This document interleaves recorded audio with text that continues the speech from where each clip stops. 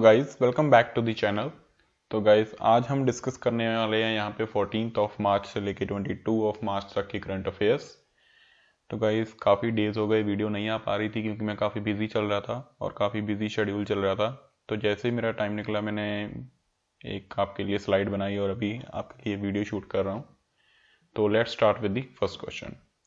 Which Indian short film has won the Best Documentary Short Film Award at the Oscars 2023? तो आपको बताना है कौन सी इंडियन शॉर्ट फिल्म है जिसने यहाँ पे बेस्ट डॉक्यूमेंट्री शॉर्ट फिल्म का अवार्ड जीता है 2023 के ऑस्कर्स अवार्ड पे। तो ये रहे आपके चार ऑप्शन। यहाँ पे जो आपका सही उत्तर है वो है द एलिफेंट विस्पर्स।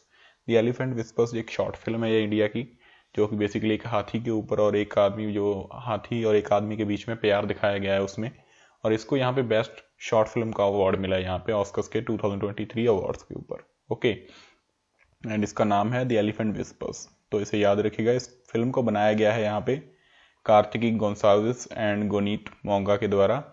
तो इसे आप याद रखिएगा। बेसिकली आप इसका नाम जरूर याद रखिएगा, काफ़ी इंपॉर्टेंट है क्योंकि ये फर्स्ट टाइम हुआ है कि कोई इंडिया की ऐसी फिल्म बेस्ट अवार्ड मिला हो जिसको। ओके, तो नाम जरूर याद रखिएगा, द एलिफेंट विस्पर्स। ओके, तो चलते हैं नेक्स्ट क्वेश्चन की ओर। Prime Minister Narendra Modi has inaugurated the world's longest railway platform in Hubli of which state? तो आपको बताना है कि जो हमारे प्रधानमंत्री नरेंद्र मोदी, उन्होंने यहाँ पे वर्ल्ड के लॉन्गेस्ट रेलवे प्लेटफॉर्म जो कि हुबली में बना है, आपको बताना है कि ये हुबली कौन सी स्टेट में है। ओके, जहाँ पे ये ब्रिज प्लेटफॉर्म बनाया गया है। ओके, तो ये रहे आपके चार ऑप्शन। यहाँ पे जो आपका सही उत्तर है वो है कर्नाटका। तो कर्नाटका के हुबली में बनाया गया है यहाँ पे वर्ल्ड का लॉन्गेस्ट प्लेटफॉर्म, और इसकी जो लंबाई है वो है यहाँ पे 1.5 किलोमीटर्स, और इसका इनॉग्रेशन किया है प्राइम मिनिस्टर नरेंद्र मोदी ने।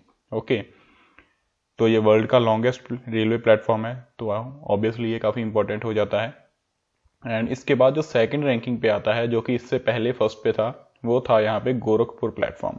वो यहाँ पे सेकंड रैंकिंग पे चला गया है, जिसकी अभी लंबाई है यहाँ पे 1.3 किलोमीटर्स। ओके, तो इसे याद रखिएगा, काफ़ी इंपॉर्टेंट है। चलते हैं नेक्स्ट क्वेश्चन की ओर।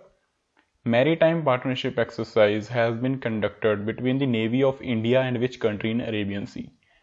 तो आपको बताना है कि मैरीटाइम पार्टनरशिप एक्सरसाइज ये कौन सी टू नेवीज के बीच में होती है। एक तो इंडिया के साथ कौन सी दूसरी कंट्री होती है। ओके, तो ये रहे आपके चार ऑप्शन। यहाँ पे जो आपका सही उत्तर है वो है फ्रांस। तो फ्रांस के साथ हम करते हैं यहाँ पे मैरीटाइम पार्टनरशिप एक्सरसाइज, दोनों नेवीज के बीच में होती है, और इस बार ये हुई है यहाँ पे अरेबियन सी में। ओके, तो इसे याद रखिएगा, और ये हुई है यहाँ पे 10 से लेके 11 मार्च पे। ओके, और इसमें दोनों नेवीज जो है बेसिकली एक्सरसाइज करती हैं, कई तरह के युद्धाभ्यास किए जाते हैं। ओके, तो इसे आप याद रखिएगा, काफ़ी इंपॉर्टेंट है। चलते हैं नेक्स्ट क्वेश्चन की ओर। Which city has stopped the landslide index as per the data collected by the Indian Space Research Organisation? तो आपको बताना है कि कौन सी सिटी ने यहाँ पे लैंडस्लाइड इंडेक्स को टॉप किया है, बेसिकली जो सबसे प्रभावित है इससे, according to the data collected by the ISRO. Okay, तो ये रहे आपके चार ऑप्शन। यहाँ पे जो आपका सही उत्तर है वो है रुद्रप्रयाग एंड टेहरी गढ़वाल। तो ये दो बेसिकली सिटीज़ हैं जो सबसे ज़्यादा जो हैं बेसिकली लैंडस्लाइड में अफेक्ट होती हैं। ओके, तो यहाँ पे बेसिकली जो है भूकंप वगैरह, लैंडस्लाइड्स वगैरह काफ़ी आते रहते हैं, और ये दोनों सिटीज़ हैं यहाँ पे उत्तराखंड की। ओके, और इन्होंने हाईएस्ट लैंडस्लाइड्स यहाँ पे फेस किए हैं, जैसा कि डाटा यहाँ पे इसरो के द्वारा कलेक्ट किया गया है प्रीवियस डेकेड्स का, 2 डेकेड्स का उन्होंने डाटा कलेक्ट किया, और उसके बाद उन्होंने देखा कि ये दोनों डिस्ट्रिक्ट हैं जो बेसिकली लैंडस्लाइड से बहुत ज़्यादा अफेक्टिव हैं। ओके, तो नाम जरूर याद रखिएगा इनका आप। एंड चलते हैं हम नेक्स्ट। बाकी सारी इन्फॉर्मेशन आप पढ़ सकते हैं, मैं इसकी PDF भी प्रोवाइड करवा दूंगा आपको। एंड जो काफ़ी स्टूडेंट्स मांग भी रहे थे कि हैंड रिटन करंट अफेयर्स की PDF नहीं आ रही थी काफ़ी टाइम से, उसकी मैं फरवरी मंथ की PDF आपको अब वो बेसिकली अवेलेबल करवा दूंगा। वो मैंने कंपाइल कर ली है। थोड़ा सा बिजी चल रहा है शेड्यूल, इसी कारण से यहाँ पे बेसिकली आप देख भी पा रहे होंगे कि हम इंस्टाग्राम पे कई बार हो जाता है कि 2 to 3 डेज तक हम अपलोड नहीं कर पाते, उसके बाद आ जाते हैं लेकिन धीरे धीरे आते हैं। तो थोड़ा सा बिजी शेड्यूल चल रहा है, आप भी थोड़ा सा एडजस्ट करके चलिए। ओके, तो let's move on to the next question. Who has been awarded Vyas Samman 2022 for the Nobel पागलखाना? तो ये नॉवल है एक पागलखाना, जिसके लिए व्यास सम्मान दिया गया है 2022 का। आपको बताना है कि इसको किसके द्वारा लिखा गया। तो यहाँ रहे आपके चार ऑप्शन। यहाँ पे आपका सही उत्तर है ज्ञान चतुर्वेदी। तो ज्ञान चतुर्वेदी जिन्होंने कि नॉवल लिखा है बेसिकली पागलखाना, और इसको यहाँ पे बेसिकली प्रेस्टिजियस व्यास सम्मान मिला है। ओके, और जिस कमेटी के द्वारा बेसिकली दिया गया है उसको यहाँ पे बेसिकली हेड किया जा रहा था, ऑथर जो है यहाँ पे प्रोफेसर रामजी तिवारी।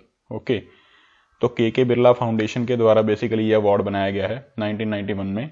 ओके, और अभी इसको दिया गया है यहाँ पे ज्ञान चतुर्वेदी जी को for his novel Pagalkhana. Okay, and Gyan Chaturvedi यहाँ पे इनको बेसिकली 2015 में पद्माश्री भी मिल चुका है। तो नाम याद रखिएगा इनका, काफी इंपॉर्टेंट हो जाता है ये। चलते हैं नेक्स्ट क्वेश्चन की ओर। Who has become the first woman loco pilot in Asia who now operates Vande Bharat? तो आपको बताना है कि कौन सी यहाँ पे जो बेसिकली वुमेन बनी है पहली, जो यहाँ पे एशिया में पहली बनी है to operate Vande Bharat. Okay, तो ये रहे आपके 4 ऑप्शन। पहली यहाँ पे वुमेन बनी है वो, तो यहाँ पे आपका सही उत्तर है वो है सुरेखा यादव। तो सुरेखा यादव पहली यहाँ पे ऐसी वुमेन बनी है, पहले फर्स्ट फीमेल वुमेन जो कि बेसिकली लोकोमोटिव पायलट बनी है। एक यहाँ पे बेसिकली ट्रेन को चलाने वाली, जो लोकोमोटिव पायलट हम उसको बोलते हैं, जो रेलवे को चलाता है। ओके, और वो पहली ऐसी वुमन बनी है इन एशिया जिन्होंने यहाँ पे ड्राइव की वंदे भारत। ओके, और ये चली यहाँ पे from Solapur to Chhatrapati Shivaji Maharaj terminal in Maharashtra. Okay, तो इसे याद रखिएगा, काफी इंपॉर्टेंट है। पहली फीमेल वुमन, पहली यहाँ पे फीमेल है तो इंपॉर्टेंट हो जाता है। Okay, let's move on to the next question. Union minister Nitin Gadkari unveiled the first bus to run on the methanol in which city? तो हमारे जो बेसिकली यूनियन मिनिस्टर हैं नितिन गडकरी जी, हाईवेज के अथॉरिटी के, और उन्होंने आपको बताना है कि उन्होंने यहाँ पे पहली बस जो कि मिथेनॉल पे चलती है कौन सी सिटी में यहाँ पे बेसिकली वो इनॉग्रेट की है। तो ये रहे आपके 4 ऑप्शन। यहाँ पे जो आपका सही उत्तर रहने वाला है वो रहने वाला है बेंगलोर। तो बेंगलोर में यहाँ पे पहली ऐसी बस चलाई गई है जो कि मिथेनॉल पे चलती है, और इसको यहाँ पे अनवील किया यहाँ पे हमारे जो मिनिस्टर हैं नितिन गडकरी जी ने, और काफ़ी अच्छा कदम भी है ये। ओके, क्योंकि इसके साथ जो है बेसिकली मीथेनॉल जो हम बनाते हैं वो बनाते हैं हम reaction of carbon monoxide, carbon dioxide and hydrogen, which is also known as syn gas. Okay, तो ये साइन गैस बेसिकली काफ़ी सोर्सेस से आती है, हमारे नेचुरल सोर्सेस होते हैं, बायोगैस हो गया, कार्बन डाइऑक्साइड हो गया। तो बेसिकली इससे जो है हम जो हार्मफुल गैसेस निकलती हैं लाइक पेट्रोल वगैरह, डीजल वगैरह से, उसमें काफ़ी रिडक्शन आ जाएगी। ओके, आपको पता है कि इंडिया का यहाँ पे मिशन भी है कार्बन न्यूट्रल बनने का 2070 तक, आई थिंक 2070 है, एम नॉट रॉन्ग। तो आपको हमें उस चीज़ को अचीव करना है तो हमें बेसिकली सब कुछ इलेक्ट्रिक करना पड़ेगा, एंड जैसे अभी ये मिथेनॉल पे बस चलाई गई, ये भी करना पड़ेगा, तभी हम कार्बन न्यूट्रल बन पाएंगे। ओके, तो याद रखिएगा नाम यहाँ पे इसको चलाया गया है बेंगलोर में। ओके, चलते हैं नेक्स्ट क्वेश्चन की ओर। Which has become the first state in India to launch an insurance scheme for silk girls? तो आपको बताना है कि यहाँ पे रेशम के जो बेसिकली जो रेशम को उगाते हैं उनको इंश्योरेंस स्कीम प्रोवाइड करवाने वाली पहली स्टेट कौन सी बनी है इंडिया में। ओके, तो ये रहे आपके 4 ऑप्शन। यहाँ पे जो आपका सही उत्तर है वो है उत्तराखंड। तो उत्तराखंड यहाँ पे पहली ऐसी स्टेट बनी है जो बेसिकली रेशम के जो किसान हैं, रेशम को उगाते हैं, उनको एक इंश्योरेंस स्कीम देगी। ओके, तो बेसिकली इसका मतलब क्या है, रेशम कीट बीमा इस प्रोग्राम को नाम दिया गया है। अगर यहाँ पे रेशम की फसल किसी किसान की खराबी होती है तो उसको उसका मुआवजा मिल जाएगा। ओके, एंड ये प्रोग्राम यहाँ पे लॉन्च किया गया है as a pilot project spanning 5 development blocks of 4 district of the state in order to safeguard farmers from loss. तो बेसिकली जिन फार्मर्स की किसी मौसम या क्लाइमेट की कोई भी ट्रेजेडी की वजह से उनकी फसल वगैरह रेशम की खराब भी होती है तो उसका उनको बेसिकली वो मुआवजा सरकार के द्वारा दिया जाएगा। तो उत्तराखंड में ये स्कीम शुरू की गई है। ओके, तो उत्तराखंड की बात हो रही है तो उत्तराखंड यहाँ पे स्टेट बनी थी 2000 में। इसके जो चीफ मिनिस्टर हैं वो है पुष्कर सिंह धामी, एंड जो बेसिकली इसकी कैपिटल है, विंटर कैपिटल है इसकी देहरादून, एंड जो समर कैपिटल है वो है गैरसेन। तो इसे याद रखिएगा, उत्तराखंड में ये स्कीम चलाई गई है तो रेशम के पैदावार के लिए। तो चलते हैं नेक्स्ट क्वेश्चन की ओर। Which country has become the first country in the world to import CO2 and store it under the sea? तो कौन सी ऐसी कंट्री बनी है जो कि बेसिकली CO2 को इंपोर्ट करेगा। ये काफी मजेदार है क्योंकि CO2 को इंपोर्ट कर रही है और store it under the sea. Okay, तो ये रहे आपके 4 ऑप्शन। यहाँ पे जो आपका सही उत्तर है वो है डेनमार्क। तो डेनमार्क यहाँ पे ऐसा करने वाला पहले कंट्री बना है जो कि CO2 को इंपोर्ट करेगा और उसको सी के अंडर में स्टोर करेगा। ये आप सिस्टम देख भी सकते हैं जो इनके द्वारा किया जाएगा। तो उनका ये प्रोजेक्ट है बेसिकली जिसका नाम है ग्रीन सैंड, जिसके अंडर वो ये सब काम करेंगे। और वो उनका यहाँ पे कहना है कि expected store up to 80 million ton of CO2 per year. तो वो 80 मिलियन टन CO2 जो है बेसिकली स्टोर कर देंगे अंडर द सी बाय 2030, ये उनका कहना है। और यहाँ पे डेनमार्क ऐसा करने वाली पहली कंट्री बना है, तो नाम इंपॉर्टेंट हो जाता है। Okay, let's move on to the next question. Where has the first international conference on Buddhist heritage been held. तो आपको बताना है कि first international conference on Buddhist heritage ये कहाँ पे हुई है। तो ये हुई है यहाँ पे न्यू दिल्ली में। न्यू दिल्ली में ये कॉन्फ्रेंस हुई और ये बेसिकली जो SCO कंट्रीज हैं उनके वो सारी यहाँ पे थे। SCO यहाँ पे जो है हमारी शंघाई कॉरपोरेशन ऑर्गेनाइजेशन, वो सब उन सभी ने यहाँ पे इसको अटेंड किया। ओके, तो ये बेसिकली हुई फ्रॉम सितंबर टू, बेसिकली ये हमारी तब से चली आ रही है। एक बार पिछली साल हुई थी, अब इस साल हुई है और इस बार ये हुई है यहाँ पे न्यू दिल्ली में। तो नाम जरूर याद रखिएगा। चलते हैं नेक्स्ट क्वेश्चन की ओर। In which city Asia's largest tulip garden has been started. तो आपको बताना है कि एशिया का लार्जेस्ट ट्यूलिप गार्डन ये कहाँ पे स्टार्ट किया गया है। तो आप गेस कर सकते हैं ऑप्शन से, सबसे ज्यादा वहाँ पे फूल हमारे श्रीनगर में ही होते हैं। तो श्रीनगर में बेसिकली सबसे बड़ा एशिया ट्यूलिप गार्डन जो है बेसिकली स्टार्ट किया गया है। ये आप पिक्चर देख सकते हैं और ये पब्लिक के लिए ओपन किया गया है। यहाँ पे पब्लिक के लिए ओपन होगा फ्रॉम मार्च ऑफ 19। तो यहाँ पे बेसिकली जितने भी फूल वगैरह हैं जो हैं वो सभी वनस्पति है उसको लोग देख पाएंगे। ओके, तो ये यहाँ पे एशिया का लार्जेस्ट गार्डन है जो है श्रीनगर में, याद रखिएगा। चलते हैं नेक्स्ट क्वेश्चन की ओर। Which has topped the list of world's 100 best airports 2023 released by the British consultancy Skytrax. तो यहाँ पे कौन से एयरपोर्ट ने यहाँ पे वर्ल्ड के 100 बेस्ट एयरपोर्ट्स की जो लिस्ट है इसको रिलीज किया गया है ब्रिटिश कंसल्टेंसी स्काईट्रैक्स के द्वारा, उसको टॉप किया है। तो यहाँ पे जो आपका सही उत्तर है वो है सिंगापुर हांगी एयरपोर्ट। तो सिंगापुर हांगी एयरपोर्ट ने यहाँ पे टॉप किया है इस लिस्ट को और इस बेसिकली इसको दिया गया है स्काईट्रैक्स जो कि यूके बेस्ड एक एयरलाइन है, उसके द्वारा इसको लॉन्च किया गया और यहाँ पे सिंगापुर के हांगी एयरपोर्ट ने इसको टॉप किया है। ओके, इससे पहले जो पिछले साल की जो रैंकिंग्स थी उसमें यहाँ पे दोहा का हामद इंटरनेशनल एयरपोर्ट था जो बेसिकली टॉप कर रहा था 2021 में और 2022 में। अभी वो यहाँ पे सेकंड पोजीशन पे चला गया और सिंगापुर का एयरपोर्ट फर्स्ट पोजीशन पे आ गया है। तो नाम याद रखिएगा, सिंगापुर हांगी एयरपोर्ट। ओके, तो let's move on to the next question. In which city India first behavioural lab will be set up. तो आपको बताना है कि कौन सी सिटी में इंडिया का पहला बिहेवियर लैब सेटअप किया जाएगा। तो यहाँ पे जो आपका सही उत्तर है वो है जयपुर। तो राजस्थान के जयपुर में यहाँ पे ऐसा एक पहला लैब बनाया जाएगा। ओके, और इसको बनाया जा रहा है यहाँ पे एट दी पटेल भवन at the Harish Chandra Mathur Rajasthan institute of public administration.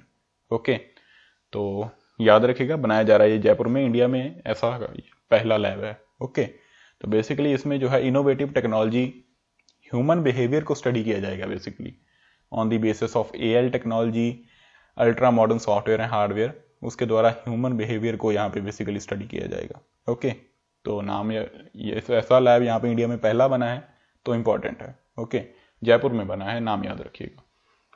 तो नेक्स्ट क्वेश्चन है हमारा, India and which country recently released a joint commemorative postage stamp. तो इंडिया ने यहाँ पे किस कंट्री के साथ मिलकर ज्वाइंट कमोमरेटिव पोस्टेज स्टैम्प बनाया है, ये आपको बताना है।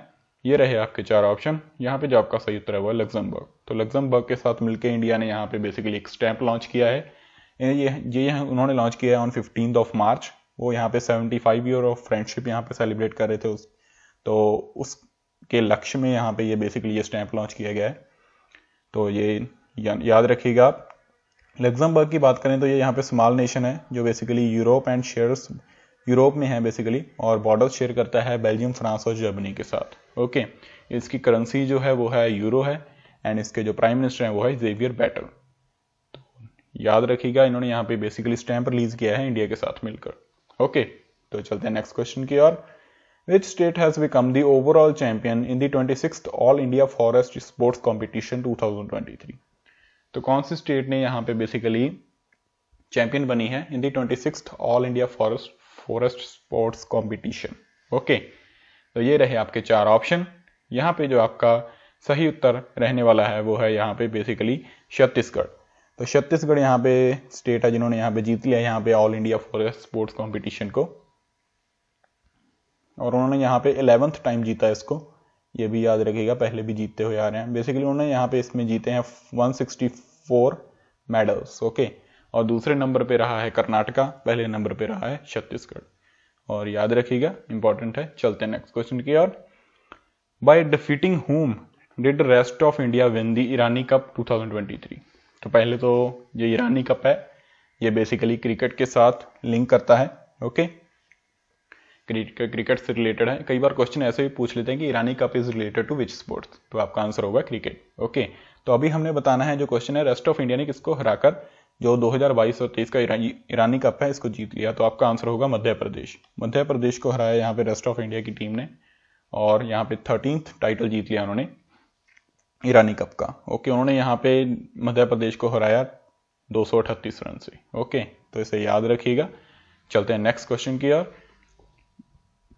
Where has the global millets conference been inaugurated by PM Narendra Modi? तो ग्लोबल मिलेट्स कॉन्फ्रेंस यहाँ पे कहाँ पे इनॉग्रेट की गई बाय पीएम नरेंद्र मोदी, आपको बताना है। तो आपका जो सही उत्तर होगा वो होगा न्यू दिल्ली। न्यू दिल्ली में यहाँ पे पीएम मोदी के द्वारा इनॉग्रेशन किया गया on 18th of March. Okay, तो आप जानते हैं जैसे कि हम 2023 को as a basically millets year मना रहे हैं, हम बेसिकली बाजरा जो है उसको प्रमोट कर रहे हैं 2023 में काफ़ी, कि जो किसान हैं उनको हम कह रहे हैं कि आप बाजरा उगाइए, जैसे हम पहले भी काफ़ी फसलें उगाते थे, तो आप इस बार बाजरा को ज़्यादा प्रमोट किया जा रहा है क्योंकि ये काफ़ी अच्छी फसल है। ओके, आप यहाँ पे पढ़ भी सकते हैं, काफ़ी इन्फॉर्मेशन दी गई है, सारी पढ़ सकते हैं। और यहाँ पे इसकी जो बेसिकली कॉन्फ्रेंस है इसको इनॉग्रेट किया गया दिल्ली में, ये आप याद रखिएगा। Let's move on to the next question. Which state government has launch job portal to ensure 75% local quota in private sector?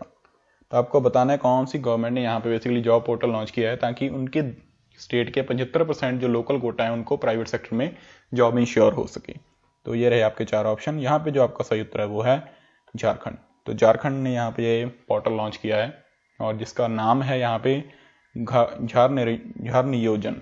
Okay, तो इसमें उनका ऑब्जेक्टिव है कि जो 75% स्टेट के 75% जो है उनकी पॉपुलेशन है स्टेट की, वो यहाँ पे बेसिकली एम्प्लॉयड हो इन प्राइवेट सेक्टर। तो उन्होंने ये बेसिकली कंपलसरी ही कर दिया है कि कब 75% तो होना ही चाहिए। ओके, और ये उन्होंने किया है यहाँ पे Jharkhand state employment of local candidates in private sector act 2021 के अकॉर्डिंग। ओके, तो ये आप याद रखिएगा। चलते हैं नेक्स्ट क्वेश्चन की ओर। Which 2 Indian places have been included in the timeline list of world's greatest places of 2023? तो कौन से 2 इंडियन प्लेसेस इंक्लूड किए गए हैं वर्ल्ड के ग्रेटेस्ट प्लेसेस की लिस्ट में? ओके, तो ये रहे आपके 4 ऑप्शन। यहाँ पे जो आपका सही उत्तर है वो है मयूरभंज एंड लद्दाख। तो इंडिया के जो मयूरभंज एंड लद्दाख हैं बेसिकली उनको यहाँ पे इंडिया के ग्रेटेस्ट प्लेसेस की लिस्ट में शामिल किया गया है। ये इंपॉर्टेंट हो जाता है, काफी इंपॉर्टेंट है, याद रखिएगा दोनों नाम, मयूरभंज एंड लद्दाख। ओके, तो let's move on to the next question. What is the rank of India in the global terrorism index 2023? तो आपको बताना है कि इंडिया का रैंक क्या है ग्लोबल टेररिज्म इंडेक्स में।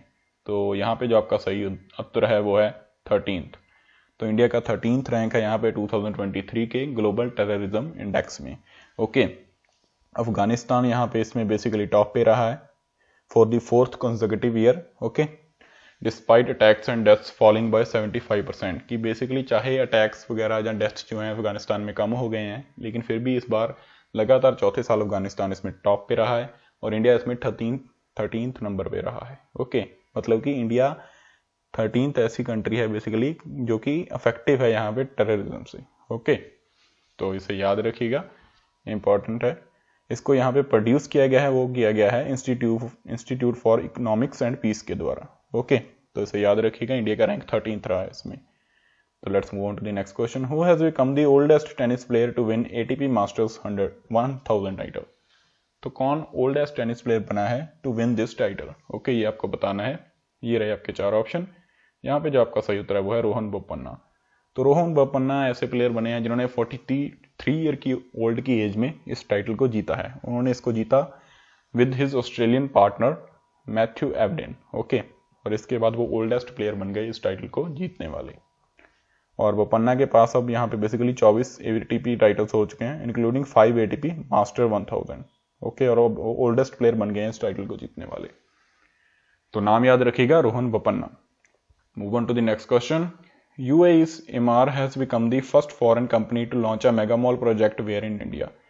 तो UAE की कंपनी है Emaar, उन्होंने आपको बताना है कि उन्होंने एक मेगा मॉल प्रोजेक्ट है उसको लॉन्च किया है इंडिया में, कौन सी स्टेट में। ओके, तो ये रहे आपके 4 ऑप्शन। यहाँ पे जो आपका सही उत्तर है बेसिकली वो है श्रीनगर, तो कश्मीर बेसिकली। तो कश्मीर के श्रीनगर में यहाँ पे बेसिकली Emaar कंपनी के द्वारा लॉन्च किया गया है यहाँ पे mega mall project. Okay, and lieutenant governor Manoj Sinha है जो बेसिकली उन्होंने यहाँ पे फाउंडेशन स्टोन रखा है इसका। तो नाम बेसिकली याद रखिएगा, फर्स्ट फॉरेन कंपनी बनी है वो बेसिकली ऐसा इन्वेस्ट करने वाली कश्मीर में, तो ये काफ़ी इंपॉर्टेंट हो जाता है। ओके, तो याद रखिएगा इसको। चलते हैं नेक्स्ट को। तो guys that's all for today. तो आज के क्वेश्चंस आपके यहीं पे एंड होते हैं। आप हमें इंस्टाग्राम पे फॉलो कर सकते हैं, यहाँ पे बेसिकली इंस्टाग्राम पेज का नेम दिया गया है, यूट्यूब पेज का नेम दिया गया है जहाँ पे ये वीडियो जाएगी, और आपको इसकी PDF भी मिल जाएगी under description. That's all for today. Thank you guys.